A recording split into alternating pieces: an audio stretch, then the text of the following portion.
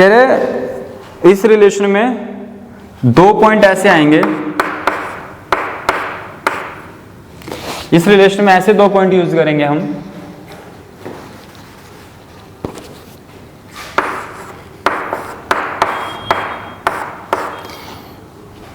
Distance of point from origin is same as the distance of Q from the origin. ठीक है, इनका origin से distance मतलब OP is equal to OQ। जिन 2 पॉइंटों का ओरिजिन से डिस्टेंस इक्वल हो जाएगा उन्हें हम क्या कर लेंगे, पिक कर लेंगे। ठीक है, अब ये R कह रहा है सेट है, R is show that the relation R in the set A of a point in a plane। अब देखो, अब ये पूरा एक प्लेन है, इसमें पॉइंट्स ही पॉइंट है, तो हम एक छोटा सा प्लेन अपने लिए बना लेते हैं। हमने कहा ये एक प्लेन है, इसमें काफी सारे इनफाइनाइट पॉइंट हैं।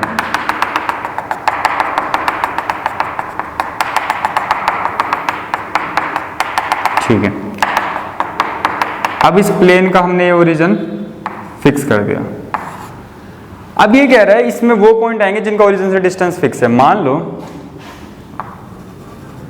ये एक पॉइंट P है, ये एक पॉइंट Q है, ये एक पॉइंट R है, ये भी 5 सेंटीमीटर है, ये भी 5 सेंटीमीटर, ये भी 5 सेंटीमीटर है। अब देखो, वैसे तो मैं एक रेडियस फिक्स कर लूँ 10 सेंटीमीटर का या 5 सेंटीमीटर का या 3 सेंटीमीटर का, और उस पूरे को इस प्लेन में कर्व बना दूं, तो उस पर इनफाइनाइट पॉइंट आएंगे, सारे क्या होंगे, रिलेशन बनाएंगे। क्यों? अगर मान लो मैं ओरिजिन से लेके यहाँ तक P पॉइंट का डिस्टेंस चेक कर लूँ 7 सेंटीमीटर है। अब मैं इस पूरे प्लेन में कहीं भी घूम जाऊँ इस रेडियस में, तो जितने भी पॉइंट होंगे सबको ओरिजिन से डिस्टेंस क्या होगा, सेम होगा, क्योंकि ये सर्कल बन जाएगा एक। अब देखो फिर वही बात, हर पॉइंट, कोई भी पॉइंट अपने साथ रिलेशन बना लेगा। अगर मैं बात करूं भाई P पॉइंट का डिस्टेंस ओरिजिन से कितना है, 5 सेंटीमीटर, फिर मैं पूछ रहा हूं, फिर मैं बात कर रहा हूं इसके रिफ्लेक्शन में जो P पॉइंट है उसका डिस्टेंस उसका भी सेम होगा। या हम ऐसे समझे, एक P पॉइंट यहाँ पे है जिसका डिस्टेंस है 5 सेंटीमीटर, फिर मैं बात कर रहा हूँ इसके रिफ्लेक्शन से जो कि वही खुद ही पॉइंट है, तो P, P एग्जिस्ट हो जाएगा। देखो हमें P, P रख के चेक करना है क्या ये रूल को सेटिस्फाई करेगा। हाँ, P पॉइंट का ओरिजिन से डिस्टेंस जितना होगा उतना ही डिस्टेंस इस P पॉइंट का होगा। अब आप कहोगे तो सेम ही पॉइंट है, हाँ, बस मेरे को P, P रख के चेक करना है क्या रूल फॉलो हो रहा है, ओरिजिन से डिस्टेंस सेम आ रहा है दोनों का, हाँ आ रहा है, सेम ही पॉइंट है तो आएगा ही, तो P, P एग्जिस्ट कर जाएगा, हर पॉइंट के लिए एग्जिस्ट करेगा। अब देखो मान लो P, Q आ जाएगा, क्यों आ जाएगा, P का डिस्टेंस ओरिजिन से Q के distance from the origin same है, तो P, Q लिखें चाहे हम Q, P लिखें, बात सेम है, क्योंकि रूल फॉलो होगा, ओरिजिन से डिस्टेंस चाहे ऐसे लिखो चाहे ऐसे लिखो सेम ही रहेगा, तो रूल फॉलो होना चाहिए। पहले हम रख के देख लेते हैं, फिर हम चेक करते हैं क्या रूल फॉलो हो रहा है। जैसे हमने इसे रख के देखा, P, P हमने रख लिया, पहले हमने चेक करा क्या रूल फॉलो हो रहा है। रूल ने कहा था जो आगे पॉइंट और जो पीछे पॉइंट होगा उनको डिस्टेंस ओरिजिन से सेम होना चाहिए। हाँ, ये तो पॉइंट ही एक ही है, तो हम 2 बार लिख के बस चेक कर रहे हैं डिस्टेंस सेम होगा, हाँ होगा। P पॉइंट का ओरिजिन से डिस्टेंस सेम है Q पॉइंट के, तो Q पॉइंट का ओरिजिन से डिस्टेंस बराबर होगा P पॉइंट का डिस्टेंस ओरिजिन से, मतलब P, Q आएगा तो Q, P भी आ सकता है, ओरिजिन से डिस्टेंस सेम रहेगा। अब देखो मान लो इस रिलेशन में P, Q आ गया, दोनों का डिस्टेंस सेम है, Q, R भी आ गया, दोनों का डिस्टेंस सेम है, तो P, R भी आ जाएगा, डिस्टेंस तो अब भी सेम ही रहेगा, तो ये क्या हो जाएगा, इक्विवेलेंस रिलेशन हो जाएगा। बात है इसमें जो फर्दर के बाद वाला पार्ट है वो इंपॉर्टेंट है। अब देखो क्या कह रहे हैं, अब ये कह रहा है फर्दर से, कह रहा है further show that the set of all the point related two point P which is not origin, मतलब एक P पॉइंट है जो ओरिजिन नहीं है, 0,0 नहीं है, is the circle passing through P with origin as a center। अब देखो क्या कह रहा है, कह रहे इस प्लेन में एक P पॉइंट लो, ठीक है, P पॉइंट लो जो ओरिजिन ना हो, ठीक है, हम मान भी नहीं रहे हैं उसे ओरिजिन,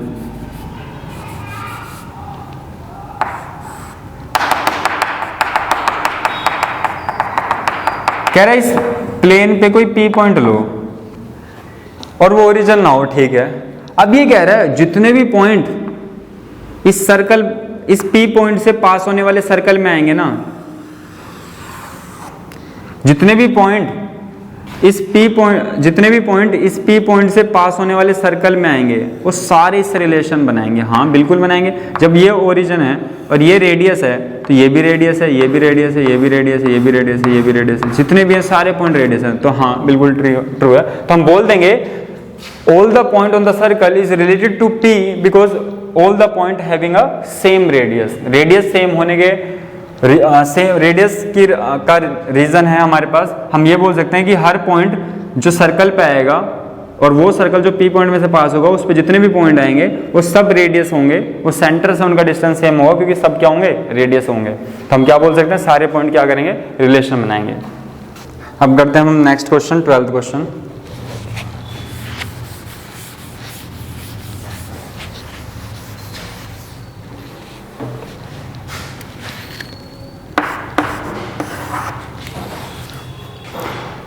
ट्वेल्थ क्वेश्चन में कह रहा है show that the relation are defined in the set of triangle of all triangle are T1, T2, ठीक है, similar is an equivalence relation, ठीक है।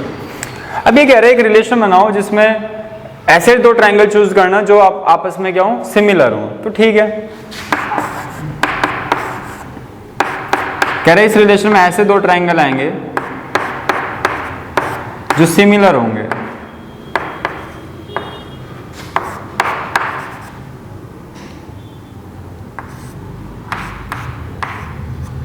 ठीक है, अब हमें इतना तो पता है कि हर ट्राइंगल अपने ही सिमिलर तो होता ही है। सिमिलर कब बोलते हैं कि नहीं दो ट्राइंगल को, जब उनकी side, all the sides are proportional हो जाए, सारी साइडें क्या हो जाए, प्रोपोर्शनल हो जाए आपस में। या हम ये भी बोल सकते हैं दो साइड प्रोपोर्शनल होकर एक एंगल इक्वल हो जाए, या दो एंगल इक्वल हो जाए, मतलब सारे एंगल इक्वल हो जाए, दो एंगल इक्वल हो जाए दो ट्राइंगल के, तो भी हम सिमिलर। तो हम बेसिक चलते हैं, तो हम क्या बोलेंगे, हर ट्राइंगल अपने ही ट्राइंगल के, मतलब हर ट्राइंगल अपनी रिफ्लेक्शन वाले ट्राइंगल के साथ सिमिलर होगा ही। हर ट्राइंगल अपने साथ सिमिलर होता है, तो ये रिफ्लेक्सिव है। अगर T1 रिलेशन बना लेता है T2 के साथ, मतलब T1 T2 के साथ सिमिलर हो जाता है, तो ये भी श्योर ही है कि T2, T1 भी होगा, तो ये सिमेट्रिक भी है। ट्रांजिटिव, T1 सिमिलर है T2 के साथ, T2 सिमिलर है T3 के साथ, तो T1 भी तो सिमिलर होगा T3 के साथ, तो ये ट्रांजिटिव भी है। अब बात करते हैं इसके सेकंड, मतलब फर्दर नेक्स्ट पार्ट की। करेक्ट ट्रायंगल है 3, 4, 5 साइड है, एक दूसरा ट्रायंगल है 5, 12, 13, एक तीसरा ट्रायंगल है 6, 8, 10। Which of the triangle among T1, T2, T3 are related. अब देखो रिलेटेड के लिए हमें क्या पता है, अब इस बार हमें तीनों साइड पता है, तो तीनों साइड क्या होनी चाहिए, प्रोपोर्शनल होनी चाहिए। T1 3, 4, 5 right angle triangle, T2 5, 12, 13 right angle triangle, T3 6, 8, 10 right angle triangle.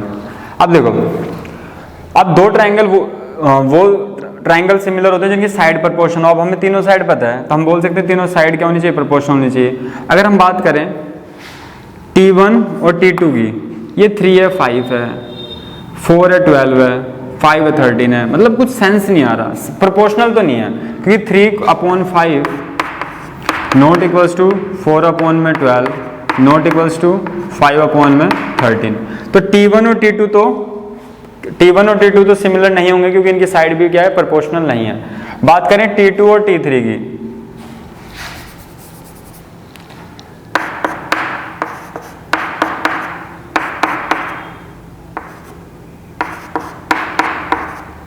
T2 and T3, फिर अगेन 5/6 नॉट इक्वल्स टू 12/8। तो इसे हम T3 किसी के साथ रिलेशन नहीं बना रहा। अब हम बात करते हैं T1 और T2 की। अब हम जब करेंगे 3/6, 4/8, 5/10, तो ये सारी साइड प्रोपोर्शनल होगी और प्रोपोर्शनलिटी क्या है, 1/2। तो हम क्या बोल देंगे T1 T3 क्या है, सिमिलर है, क्योंकि इनकी सारी साइड क्या है, प्रोपोर्शनल है। तो T1 और T3 क्या हो जाएंगे, इस रिलेशन को बिलोंग कर जाएंगे। तो ये था इसका सेकंड पार्ट। बात करते हैं 13th क्वेश्चन की। ये भी सेम क्वेश्चन है, पॉलीगन कह रहा है कि P1 और P2 ऐसे दो पॉलीगन है जिनमें सेम नंबर ऑफ साइड्स होनी चाहिए। तो हर पॉलीगन अपने साथ ही तो रिलेशन बना ही लेगा, क्योंकि दोनों, किसी भी पॉलीगन को ले लो, मान लो ये पेंटागन है ये X, तो ये पेंटागन अपनी रिफ्लेक्शन के साथ, या ऐसे बोलूं ये पेंटागन X, X आ जाएगा, कि जितनी साइड इस पेंटागन में होंगी उतनी साइड इस पेंटागन में भी होंगी। तो हर पॉलीगन अपने साथ तो रिलेशन बना ही लेगा। क्यों बना लेगा, क्योंकि दोनों में सेम नंबर ऑफ साइड्स तो होंगी, बस यही रिक्वायरमेंट है रिलेशन में। फिर ऐसे ये ट्रायंगल वाले जैसे ऊपर है वैसे ये सेम क्वेश्चन है। फिर कोई अगर P1 P2 बिलोंग कर जाएगा, मतलब दोनों में सेम नंबर ऑफ साइड होंगी, तो P2, P1 भी हो जाएगा। P1, P2 है, P2, P3 है, तो P1, P3 भी होगा। तो बात सेम ही है लगभग।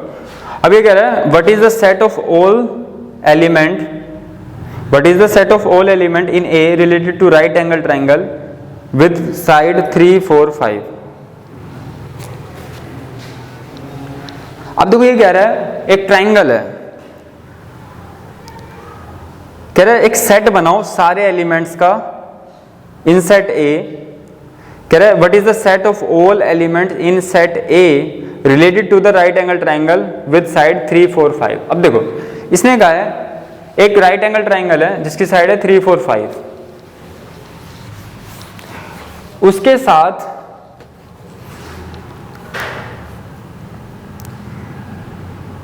रिलेशन बनाओ। देखो अब जब ट्रायंगल इसने बोल ही दिया है, तो ट्रायंगल एक पॉलीगन है जिसमें कितनी साइड है, 3 साइड है। अब हमें क्या फर्क पड़ता है ये राइट एंगल है ट्रायंगल है, इनमें नंबर ऑफ साइड्स तो 3 ही है। तो एक कह रहा है एक सेट बताओ जो इस ट्रायंगल के साथ सिमिलर हो जाएगा। तो इस ट्रायंगल के साथ वो सारे पॉलीगन रिलेशन बना लेंगे जो set of all the triangles. तो ये क्या कर रहा है, कंफ्यूज करने की कोशिश कर रहा है क्वेश्चन। इसने कहा एक ट्रायंगल है 3, 4, 5, एक ट्रायंगल है 3, 4, 5। तो एक सेट बताओ जो इससे रिलेशन बना लेगा। तो सारा सेट ट्रायंगल का, क्योंकि ट्रायंगल एक पॉलीगन है, जो इसने पॉलीगन गिवन दिया है बस उसने साइड देके कंफ्यूज करा है, साइड से कोई लिंक ही नहीं है। अब जब इसने ट्रायंगल दिया है राइट एंगल ट्रायंगल, उसमें भी 3 साइड है, और हम एक सेट ले रहे हैं सारे ट्रायंगल का, तो वो भी पॉलीगन है और उसमें भी 3 ही साइड होंगी। तो हमें तो मेन फोकस तो हमारा नंबर ऑफ साइड्स पे है। तो चाहे वो राइट एंगल ट्रायंगल हो, चाहे एक्यूट एंगल ट्रायंगल हो, चाहे ऑब्ट्यूज हो, सब में तो नंबर ऑफ साइड्स 3 ही होंगी। तो set of all triangle in a plane. तो ये 14th क्वेश्चन है। 15th क्वेश्चन पे आ जाते हैं। अच्छा खासा क्वेश्चन है, मतलब अच्छा खासा क्वेश्चन भी है और अब हमने पहले कर चुके हैं।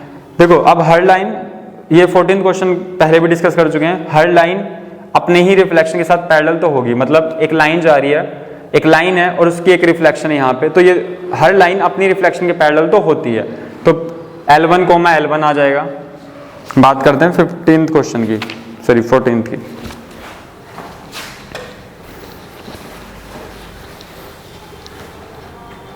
तो जो 14th क्वेश्चन है, हर लाइन अपने ही पैरेलल होती है, या ऐसे बोलूं मैं हर लाइन अपनी रिफ्लेक्शन के पैरेलल होती है। हर लाइन अपनी रिफ्लेक्शन के पैरेलल होगी, या हम ऐसे बोल सकते हैं, ऐसे हर लाइन किन 2 लाइनों को पैरेलल बोल सकते हैं हम, जो जिनके बीच में 0 डिग्री का एंगल हो या 180 डिग्री का एंगल हो। तो ऐसी 2 लाइनें जिनके बीच में 0 डिग्री का एंगल हो या 180 डिग्री का एंगल हो, उसे बोलते हैं हम पैरेलल। तो हर लाइन अपनी ही लाइन के साथ 0 डिग्री पे होती है या 180 डिग्री पे होती है, तो पैरेलल होगी। हर लाइन अपने लाइन के साथ पैरेलल होगी। अगर L1 पैरेलल है L2 के साथ, तो L2 भी पैरेलल होगी L1 के साथ। तो इसमें कुछ खास है नहीं, सेम पहले भी कर चुके हैं। मेन आ जाते हैं इसके जो सेकेंड पार्ट है, कह रहा है show that R is equivalence. ठीक है, इक्विवेलेंस हो गया। कह रहा है find the set of all the line related to line Y। अब देखो इसने एक लाइन दी है y इक्वल टू में 2x प्लस 4। तो कह रहे एक सेट बनाओ जो इस लाइन के पैरेलल हो जाएंगे। अब हमें पता है 2 लाइन पैरेलल होती है, उनका स्लोप सेम होता है। कह रहे एक लाइन है y इक्वल टू में 2x प्लस 4, तो बताओ एक सेट बनाओ और वो साइड, उस साइड में जितनी भी लाइन आएंगी उसके पैरेलल होने चाहिए। तो मैंने कहा ठीक है। अब इसमें क्या बना सकते हैं हम एक लाइन, हम एक जनरल फॉर्म बना सकते हैं, set of line which is y equal to में, बस हम स्लोप सेम कर देते हैं। जब भी किन्हीं दो लाइनों का स्लोप सेम होता है तो वो पैरेलल होते हैं। तो 2x प्लस में k लिखो, c लिखो, कुछ भी लिखो, 4 से हमें फर्क नहीं पड़ता। y की जगह y रहना चाहिए, 2x की जगह 2x रहना चाहिए, पर यहाँ पे 4 ही नहीं है। k 1 हो, 0 हो, 2 हो, 3 हो, -500 कुछ भी हो, k कुछ भी हो सकता है। तो जितनी k की वैल्यू बदलते रहो हमारे पास लाइनें आती रहेंगी। तो ये सेट ऑफ लाइन है which is parallel to y equal to में 2x प्लस 4। 15th क्वेश्चन की बात करते हैं, ट्रू फॉल्स।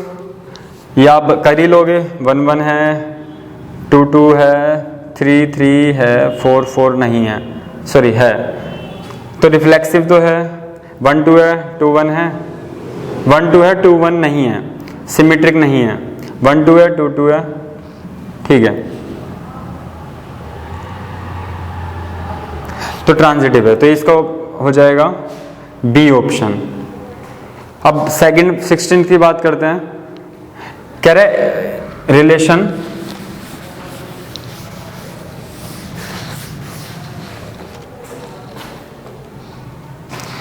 एक रिलेशन है a, b, और इसे हम सही करें तो a equal to b minus 2 है। तो हम इसे ऐसे भी लिख सकते हैं, मतलब जो b है वो a से 2 ज्यादा है और b ग्रेटर देन 6 है।